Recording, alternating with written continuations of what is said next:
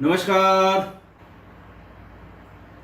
आज मैं फिर आपके सामने अपराध की एक और घटना लेकर आया हूं। आज की घटना हालिया है, यानी उसका पता हाल फिलहाल में लगा है। सीरीज ऑफ इवेंट्स के बाद बिल्कुल हाल में ये घटना सबके सामने आई। प्रदेश हमारा ही उत्तर प्रदेश, जिला प्रतापगढ़, इलाहाबाद से सटा हुआ यानी प्रयागराज से सटा हुआ प्रतापगढ़ जिला। प्रयागराज और लखनऊ के बीच में प्रयागराज से चलिए तो सबसे पहले पड़ने वाला जिला प्रतापगढ़। राजाओं महाराजाओं के लिए मशहूर, और इसको वहाँ स्थानीय आसपास के ज़िलों में बड़का जिला भी कहते हैं। मतलब जिलों में जिला, बड़का जिला। ये कहावत इसके लिए और मशहूर है कि न 100 पढ़ा न एक प्रताप गढ़ा। यानी प्रतापगढ़ के लोग इतने शार्प, चालाक, इतने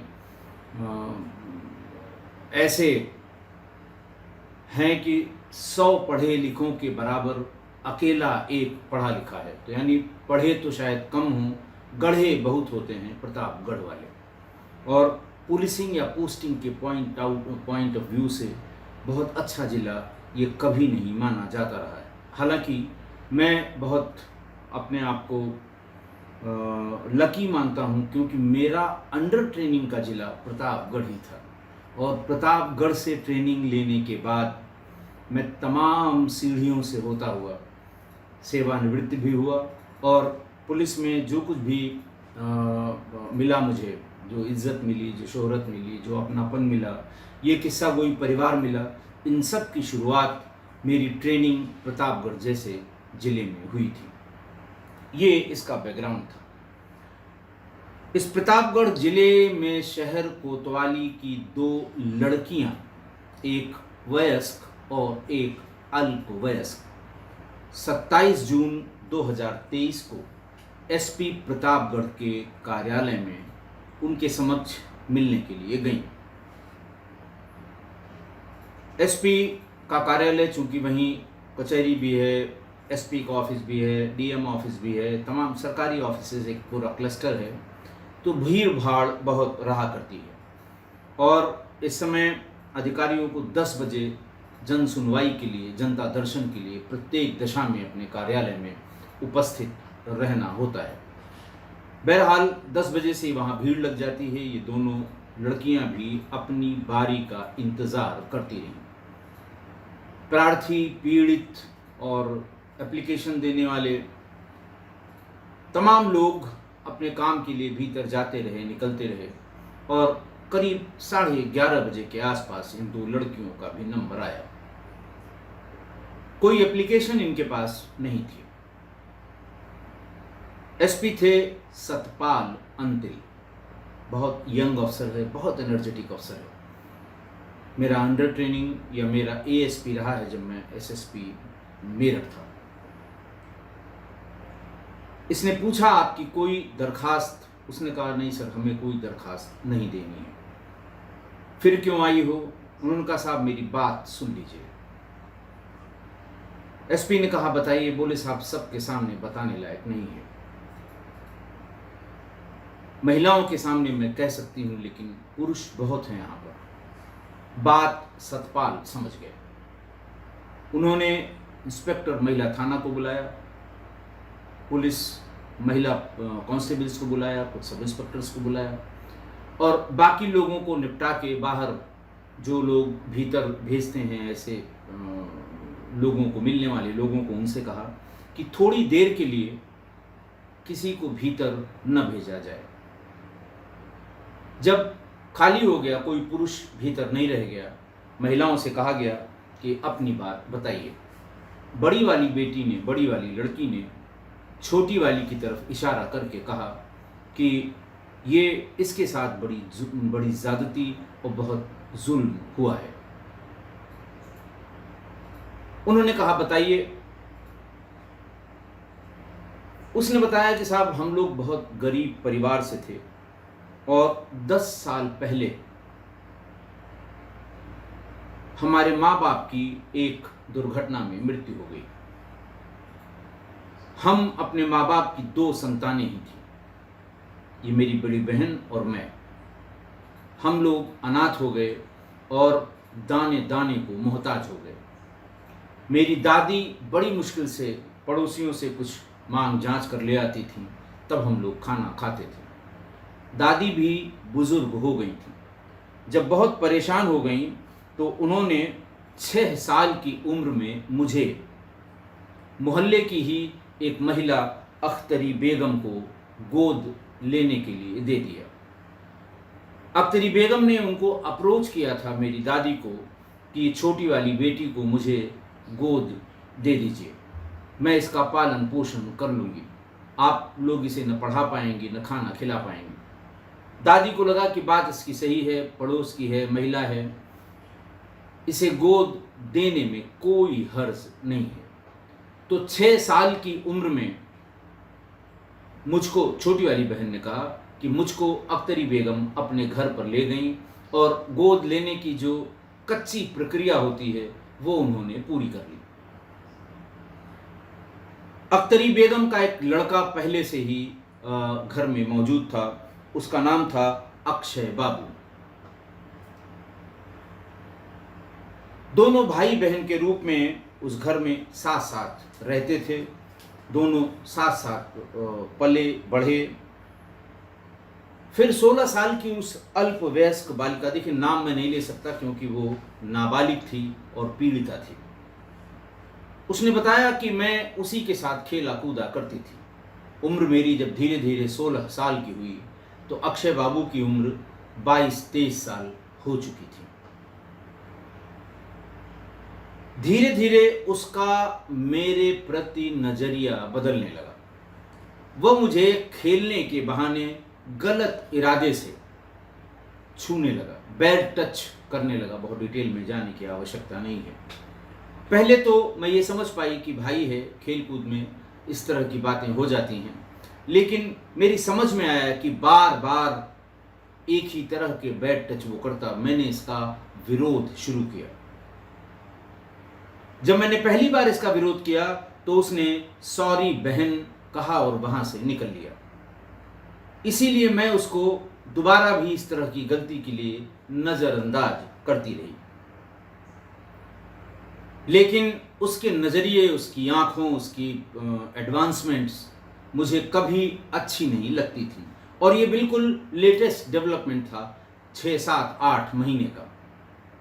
बात 2021 की थी।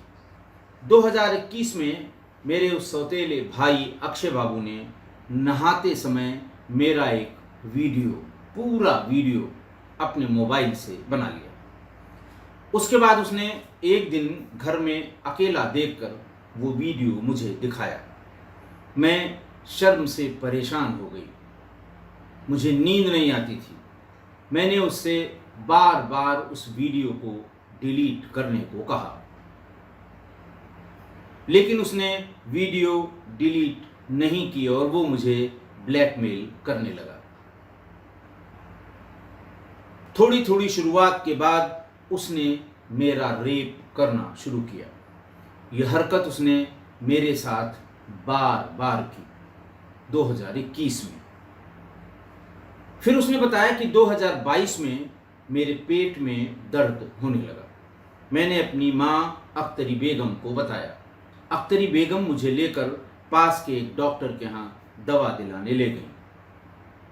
डॉक्टर ने चेक करने के फौरन बाद मेरी माँ अख्तरी बेगम से कहा कि ये प्रेग्नेंट हो गई है और इसे कम से कम 3 माह की प्रेगनेंसी है।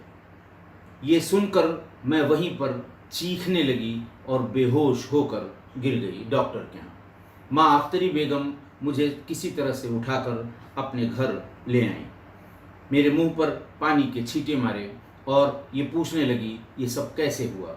मैंने माँ को पूरी बात बता दी और ये बताया कोई ये एक दिन की बात नहीं है, ये पिछले 1.5 साल से अक्षय बाबू मेरे साथ ऐसा कर रहा है। उस समय उन्होंने मुझे चुप करा दिया कि आज मुझसे कहा तो कहा, ये बात कभी किसी से मत करना।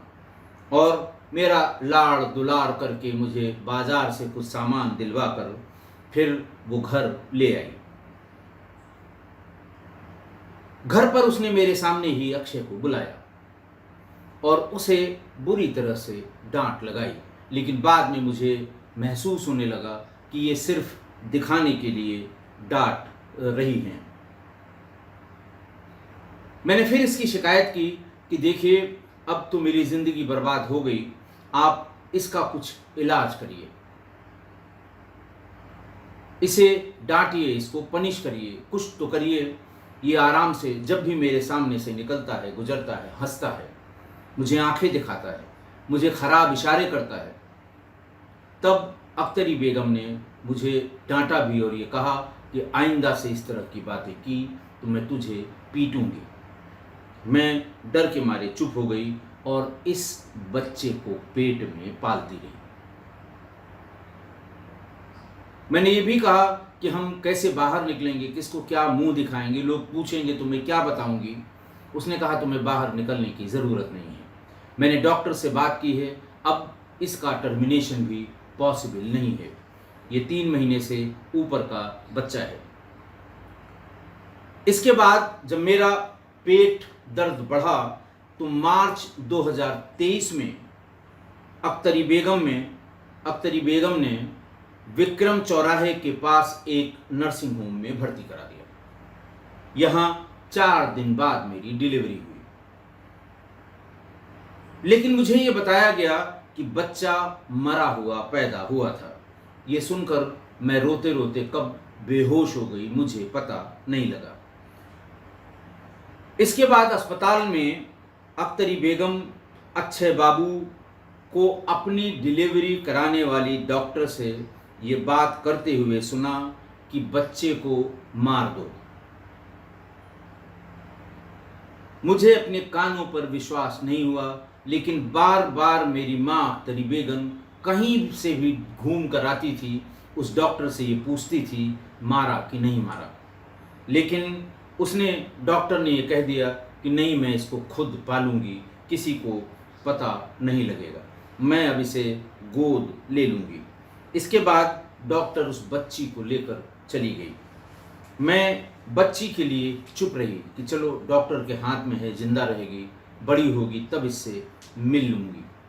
लेकिन बाद में इस डॉक्टर ने भी मेरी बच्ची को एक अनजान निःसंतान व्यक्ति के हाथों बेच दिया। ये बड़ा सामान्य सा धंधा है।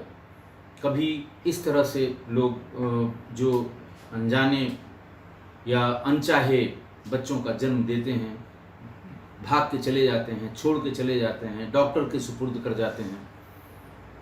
और जो निःसंतान व्यक्ति हैं, चूँकि एडॉप्शन की प्रोसेस अब इतनी क्लिष्ट हो गई है कि अगर आप अप्लाई भी करेंगे तो आपको सालों लग जाएंगे किसी बच्चे को एडॉप्ट करने में। लिहाजा शॉर्टकट यही है कि अस्पतालों में घूम घूम कर पता करते रहिए। इस तरह का बच्चा कोई अबेंडन कर दे तो चुपचाप उसे लेकर चले जाइए, अपने घर पर रखिए और फिर जो बिना सरकारी प्रोसेस को अपनाए गोद लिए जाने की जो प्रोसेस, घरेलू प्रोसेस है, उससे अपना उस बच्चे को गोद ले लेते हैं लोग। ये कॉमन प्रोसेस है जब से एडॉप्शन की प्रक्रिया को जटिल कर दिया गया है। और जटिल क्यों किया गया है, वो बिल्कुल सही किया गया है और इसके पीछे बहुत ढेर सारे कारण भी हैं। जब मैंने अपनी बच्ची वापस करने की बात डॉक्टर से कही कि डॉक्टर साहब मेरी बच्ची वापस कर दीजिए, मैं अब अपने घर नहीं जाऊंगी, मैं अपनी बहन के यहाँ चली जाऊंगी, मुझे मेरी बच्ची से मिलवा दीजिए। तब उस डॉक्टर ने कहा कि नहीं नहीं, वो तुम्हारी बच्ची तो दूसरा कोई ले गया है। जिसने बच्चा खरीदा था वो भी घर पर आने जाने लगा,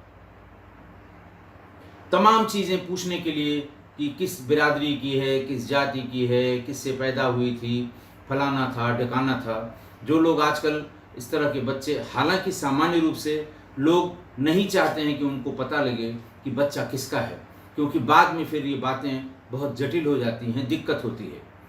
और बच्चे का जो ओरिजिनल माँ या बाप होते हैं वो कभी कभी बहुत ब्लैकमेल करते हैं कि मैं बता दूंगी, मैं बता दूंगा, और हमें दे दो, इतना पैसा महीने में दो, इतना पैसा अभी दे दो। लेकिन जो माँ उसे पालती है उससे उसका अटैचमेंट हो जाता है। लिहाजा जो जिसने बच्चा खरीदा था, जब इस तरह की बातें मुझे घर में ही सुनाई पड़ी तो मैंने उससे ही रिक्वेस्ट की कि मेरा बच्चा वापस कर दीजिए। उसने बताया कि मैंने बहुत पैसा खर्च किया है, मैं इसे वापस नहीं कर सकती। और उसने मेरी शिकायत अख्तरी बेगम और अक्षय बाबू दोनों से कर दी। इन दोनों ने मिलकर बिजली के करंट लगाकर मुझे प्रताड़ित किया और ये कहा कि अगर दोबारा कभी जिक्र भी कर दिया कि तुम्हारा बच्चा कोई ले गया है, कोई उठा ले गया है, या तुमने कोई बच्चा जना भी था, तो तुम्हें जिंदा जमीन में गाड़ देंगे। वो बोली कि मैं चुप हो गई। लेकिन हद तब हो गई जब 6 जून को भी अक्षय ने फिर मेरे साथ रेप करने का प्रयास किया। मैं उससे घृणा करती थी। न मैं अपने बच्चे को देख पाई, न मैं अपनी बच्ची से मिल पाई। मेरा पूरा जीवन इसी व्यक्ति ने ब्लैकमेल करके खराब कर दिया। अब मैं किसी भी स्थिति को फेस करने के लिए तैयार थी। अब जो कुछ होगा मैं उसे फेस करूंगी, लेकिन अब इस व्यक्ति से दोबारा कभी मैं बात नहीं करूंगी। और उसी ने 6 तारीख को अख्तरी बेगम की अनुपस्थिति में मुझे मेरे साथ फिर से दुष्कर्म करने का प्रयास किया। मैंने शोर मचाया, शोर ही नहीं मचाया, मैंने बहुत शोर मचाया। वो वहाँ से भाग खड़ा हुआ। मैं किसी तरह से, जैसे ही वो दरवाज़ा खोलकर भागा, लोग आ गए। मैंने लोगों से रिक्वेस्ट की कि मुझे मेरी बहन के पास पहुँचा दीजिए। चूँकि मोहल्ले की ही बात थी, मेरी बहन भी वहाँ मौजूद थी। मैं भाग कर उसके पास गई। मैं अपनी बहन से कुछ बताना नहीं चाहती थी। मैं रोती रही और घंटों रोती रही। मेरी बहन ने बड़ी मुश्किल से मुझे चुप कराकर मुझसे पूरी बात पूछी। मैंने उसे पूरी बात बता दी। वो भी मेरी बात सुनकर रोती रही। फिर उसने जिनके यहाँ वो काम करती थी उनसे जाकर बातचीत की, तो उन्होंने ये राय दी कि तुम अपनी बात एसपी प्रतापगढ़ से जाकर कहो। किसी छोटे मोटे से बात करोगी, लोग मजाक उड़ाएंगे, इसका गलत फ़ायदा उठाएंगे, फिर तुम्हारे साथ वही सब होगा जो अक्षय बाबू ने किया है। लिहाजा तुम सीधे एसपी के पास पहुँचे। बहुत हिम्मत करके हम लोग उस दिन हम लोग आपके पास आए हैं। एकाग्र चित्त होकर छोटी सी 16 साल की बच्ची की ये पीड़ा एसपी और वहाँ मौजूद महिला थाने की थानाध्यक्ष और महिला सिपाही इसको सुनती रही। सतपाल अंतिल कहते हैं कि उनकी समझ में ही नहीं आया कि क्या हुआ, एक छोटी सी बच्ची के साथ क्या बीती। उन्होंने अपने आप को संभाल के फौरन महिला थानाध्यक्ष को ये आदेश किया कि आप इसे अपने साथ ले जाइए। इसने जितनी बातें हमारे सामने बताई हैं वो सब लिखिए। ये लिख सकती है तो इससे लिखवाइए, वरना आप लिखिए, इसके अंगूठा लगाइए, सिग्नेचर कराइए, जो भी कराइए। लेकिन 1 घंटे के भीतर ये तहरीर मेरे समक्ष प्रस्तुत की जाए। मैं तब तक यहीं बैठूंगा जब तक ये तहरीर मेरे सामने नहीं आ जाती। और वार्निंग भी दी कि अगर इस बात का किसी को पता लगा कि इसकी एफआईआर लिखी जा रही है तो मैं जितने लोगों के सामने ये बात हो रही है सबको सस्पेंड करूंगा। बहरहाल उस बच्ची को लेकर महिला थानाध्यक्ष गई। उन्होंने पूरी एप्लीकेशन, उसकी दास्तान जितनी थी वो उससे पूछ कर लिखी। लिखने के बाद तहरीर की शक्ल में लेकर वो उस बच्ची को लेकर, उसकी बहन को लेकर फिर से एसपी के पास पहुंची। उस पर फौरन एफआईआर दर्ज करने के आदेश एसपी ने दिए। सतपाल अंतिल ने कहा कि अभी ये एफआईआर कोतवाली में दर्ज की जाए। इंस्पेक्टर को फ़ोन करके बताया कि इस एफआईआर में जिन जिन के नाम हैं सबको हर हाल में गिरफ्तार किया जाए। बहरहाल तहरीर थाने पर पहुंच गई। मुंशी जी होते हैं जो उसको CCTNS के फॉर्मेट पर कंप्यूटर में फीड करते हैं। अब कंप्यूटर का एक ही फॉर्मेट पूरे प्रदेश में, बल्कि पूरे देश में एक ही फॉर्मेट में अब एफआईआर लिखी जाती है। और ये पूरा देश भर का एक नेटवर्क है एफआईआर दर्ज कराने का, बाकी थाने की और ढेर सारी कार्यप्रणाली का सब कंप्यूटराइज्ड कर दिया गया है। बहरहाल जब तक ये वहाँ टाइप होती, कहीं न कहीं से ये बात लीक हो गई। जब ये पूरी एफआईआर बनकर तैयार हुई, इंस्पेक्टर ने फोर्स बिठाई, लड़की को बिठाया और वो वहाँ पहुँचे। उसमें लिखाया गया था, पुलिस ने जो आरोपी बनाया उसकी तहरीर के आधार पर उसमें अक्षय बाबू, उसकी माँ अख्तरी बेगम, उसके पिता राशिद, बिस्मिल्ला, नर्सिंग होम के संचालक और संचालिका, छोटे बाबू, शेबा, अब्बास और नाहिद, इन सारे 9 लोगों पर नामजद एफआईआर की गई थी। लेकिन बात कुछ यूं लीक हुई, या तो किसी ने इन दोनों बहनों को एसपी कार्यालय में बाहर लाइन से बैठे हुए देख लिया, या फिर जब ये एफआईआर थाने पे दर्ज की जा रही थी तब कहीं से पता लग गया। सारे लोग अपना घर छोड़कर फरार हो गए थे। नर्सिंग होम में ताला बंद हो गया था। संचालक और संचालिका और सारे आरोपी फरार हो गए थे। तब तक ये हल्ला भी हो गया, प्रेस वाले भी एसपी सतपाल अंतिल के पास आ गए कि पूरा प्रकरण क्या है। सतपाल अंतिल का जो बयान अखबारों में छपा वो ये था कि 16 साल की किशोरी अपनी बहन के साथ आई थी, पूरा मामला बताया, जिसके बाद रेप के आरोपी अक्षय बाबू, अक्षय, उसकी मां समेत 9 लोगों को नामजद किया गया है। पीड़िता की बच्ची की तलाश की जा रही है। सबसे प्राइम इम्पोर्टेंस की बात यह है कि पीड़िता की बच्ची रिकवर होना बहुत आवश्यक है। अभी घटना की एफआईआर हुए सिर्फ 2 दिन हुए हैं। मुझे उम्मीद है कि जैसे ही बच्ची की तलाश हो जाएगी, डीएनए सैंपलिंग होगी, डीएनए उसका अक्षय बाबू से मिलाया जाएगा, लड़की के एज की पुष्टि, जो उसका एक्सरे होता है, बोन से जो टेस्ट किया जाता है उससे पुष्टि होगी। फिर उसके बाद अस्पताल के सीसीटीवी फुटेज या उसके रिकॉर्ड्स में उसके भर्ती होने का दिनांक, कारण और डिस्चार्ज होने का समय, ये सब दिया जाएगा और फिर इन सब के विरुद्ध कानूनी कार्रवाई की जाएगी। बहरहाल कल तक, यानी 28 जून तक, 27 को लिखी हुई एफआईआर में 28 जून तक कोई गिरफ्तारी नहीं हो पाई थी, न ही बच्ची अभी तक मिल पाई थी। आज की घटना देखिए, आज एक लड़के ने अपनी सौतेली बहन के साथ जो कुछ किया वो अकल्पनीय है, अविश्वसनीय है। ठीक है, सौतेले भाई बहन थे, लेकिन वो साथ साथ 10 साल तक पढ़े, बड़े, खेले कूदे, साथ खाया और साथ ही साथ रहे। लेकिन लड़का जैसे जैसे वयस्क होता गया वैसे वैसे उसकी नीयत खराब होती गई। और पहले तो वो बच्ची को कुछ बहुत ज़्यादा समझ में नहीं आया, क्योंकि 10 साल से एक साथ दोनों बचपन से एक साथ खेल कूद रहे थे, इसलिए ज़्यादा समझ में नहीं आया। क्योंकि वो उसको भाई की तरह ही, मोहल्ले वाले भी बताते हैं कि दोनों हमेशा भाई बहन की तरह ही व्यवहार करते थे। एक दूसरे पर कोई कष्ट आता था, दूसरा रोने लगता था। साथ साथ जाते थे, साथ साथ आते थे। आसपास के जो कार्यक्रम, प्रयोजन, विवाह, जहाँ कहीं भी हो, ये दोनों अपनी माँ के साथ आते जाते थे। कुछ दिन उसे ये समझ में नहीं आया कि दरअसल ये क्या है, लेकिन जैसे ही उसे समझ में आने लगा उसने इसका प्रतिरोध भी शुरू किया। लेकिन तब वो लड़का उसे सॉरी बोलने लगा। उसकी नीयत खराब एक बार हुई तो फिर हो ही गई। ऐसा नहीं हुआ कि उसके सॉरी बोलने से या अपनी बात कि मेरी बात पकड़ी गई है ये समझने से उसकी नीयत में कोई फ़र्क पड़ा हो। एक बार नीयत खराब हुई तो हुई। वो मौका ढूंढता रहा और अंत में उसे ब्लैकमेल करने का तरीका भी निकाल लिया, मौका भी मिल गया। फिर उस अल्पवयस्क लड़की के साथ दरिंदगी शुरू हो गई। वो बेचारी कुड़ कुड़ कर मरती रही, पर किसी ने मदद नहीं की, क्योंकि वो गोद ली हुई थी, बहुत गरीब थी। माँ बाप का साया बचपन में ही उठ गया था।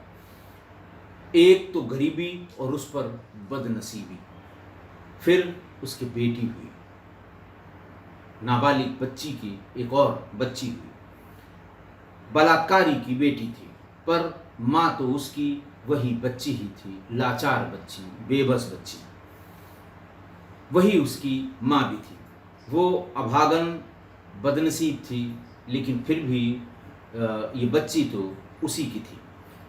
उसी के सामने, उसी के कानों में ये सौदा हुआ, डॉक्टर को बेची गई, फिर एक नेह संतान को डॉक्टर ने बेच दी।